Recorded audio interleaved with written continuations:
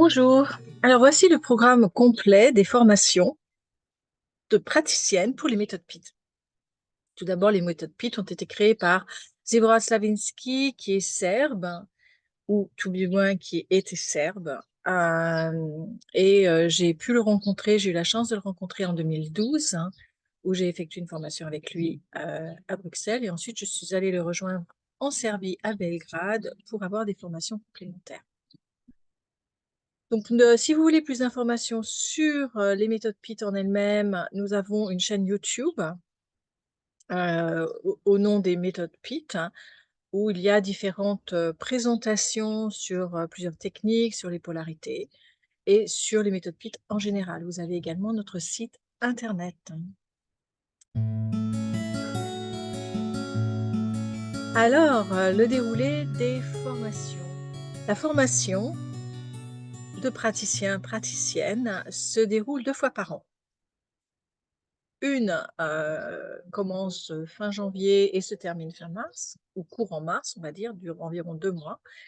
La deuxième, c'est à partir d'octobre jusqu'à fin novembre, début décembre.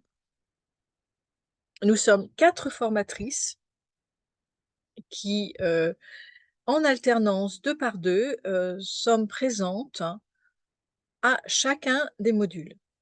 Il y a 13 modules dans cette formation et à l'intérieur de laquelle vous allez apprendre 9 techniques.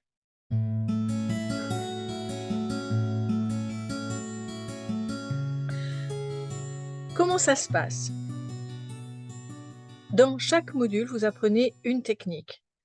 Nous vous faisons une présentation théorique de la technique, suivie d'une démonstration avec une des participants du groupe. Et ensuite, vous êtes répartis en binôme dans des salles Zoom, des salles virtuelles, et les 2 formatrices présentes vont circuler dans les salles. Durant les binômes, vous êtes à la fois client et à la fois thérapeute. Donc, vous alternez. Vous allez faire un coup, vous êtes thérapeute pour pratiquer la méthode, un coup, vous êtes client pour ressentir la méthode à l'intérieur. Ce qui est très important pour nous, c'est qu'il y ait une pratique personnelle, une expérimentation personnelle de la pratique. C'est ainsi que vous saurez si elle est efficace pour vous ou pas. À la fin de la session, nous revenons dans la salle Zoom ensemble. Il y a éventuellement des questions-réponses ou un point est effectué à la fin de la session. Chaque module, nous démarrons par un temps de questions-réponses par rapport à la technique apprise précédemment et permettre quelques éclaircissements sur les outils utilisés.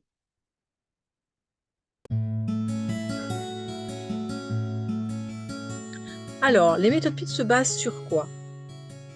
Elles se basent principalement sur la libération émotionnelle qui est engrammée dans le corps. Et comment on va faire cette libération émotionnelle? Par l'amplification.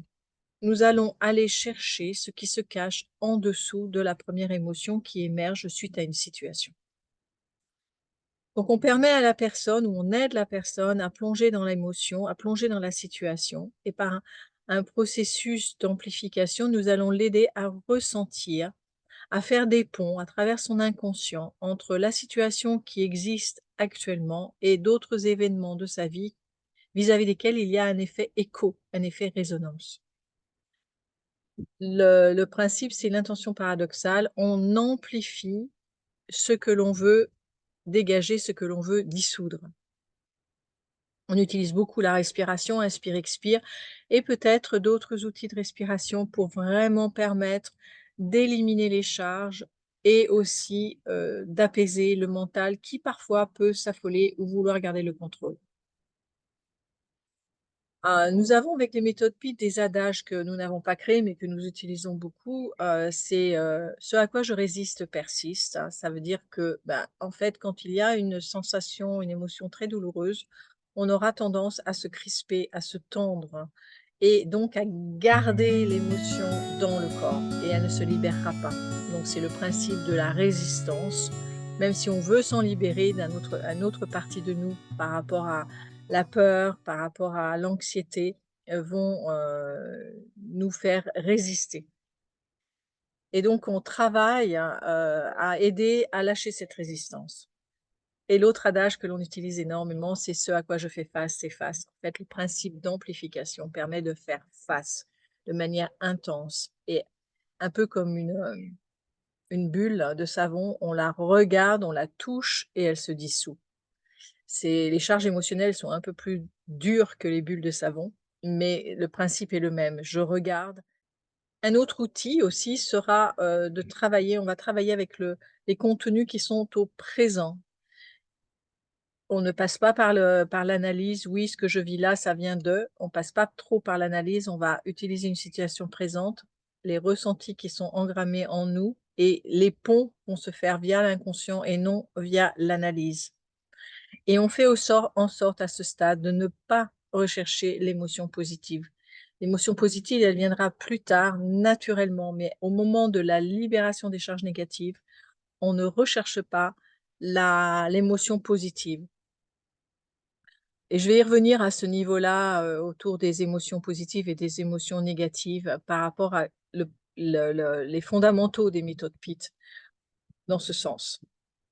Et un autre élément qu'on utilise également dans les techniques, c'est le principe d'alternance. On alterne entre les excédents négatifs, les excédents positifs. C'est l'alternance des contraires, en excédent qui nous crée le déséquilibre, qui crée la résistance ou l'accroche.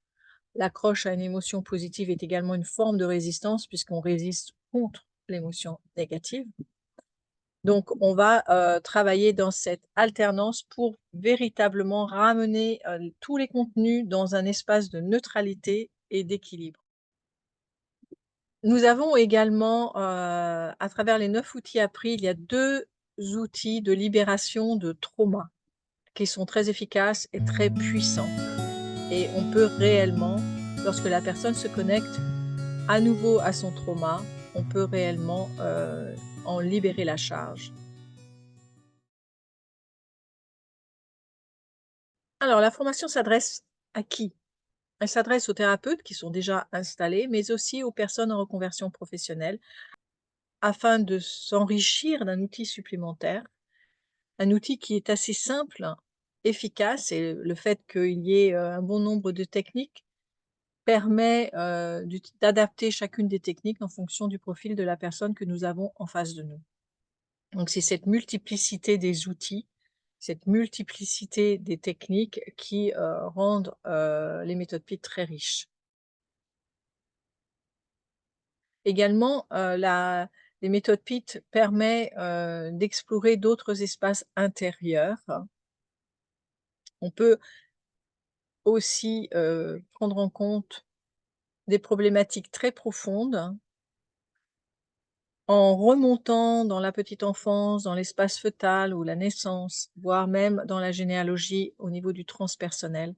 Donc on a, certains de nos outils vont permettre cette descente dans le transpersonnel, le transgénérationnel, dans des mémoires très profondes, très enfouies qui, sont bien sûr bloquées dans la cellule, dans le corps. Ce que les méthodes PIT proposent et je vais revenir au niveau de justement, cette non-recherche de l'émotion positive,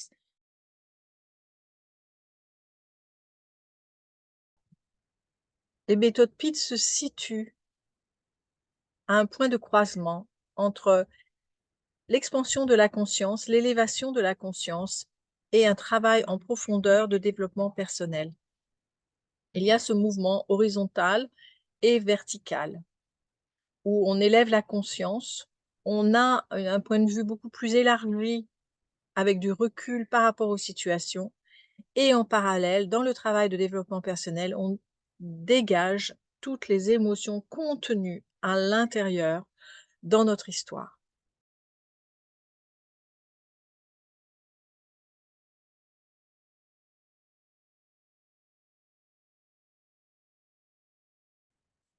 C'est pour ça qu'on n'a pas d'intention d'aller vers le positif puisqu'on recherche le point neutre et le positif est un la recherche du positif cache la peur du négatif.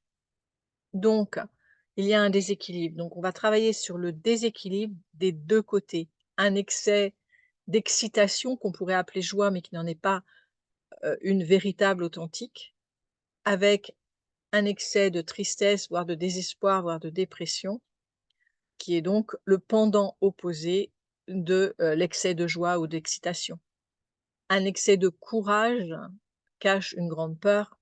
En fait, tous les excès positifs cachent une émotion profondément négative. C'est le schéma que nous avons choisi à un moment donné dans notre histoire pour survivre, et donc on va ramener petit à petit tous ces éléments en équilibre. Alors voilà, pour les méthodes PIT, ceci est donc, le format de, cette formation de praticien-praticienne. Il y a bien entendu d'autres modules et d'autres formations sur d'autres thèmes. Il y a aussi 2 autres niveaux. Néanmoins, vous êtes qualifié à l'issue de la première session. Vous pouvez de façon optionnelle faire les autres cycles et les autres modules. Vous allez trouver toutes les informations sur notre site internet que vous allez trouver à la fin de la vidéo, la chaîne YouTube, Facebook et Instagram où vous trouverez des compléments d'informations. Et donc, je vous dis à bientôt. N'hésitez pas à nous contacter sur notre boîte mail pour plus d'informations. Au revoir.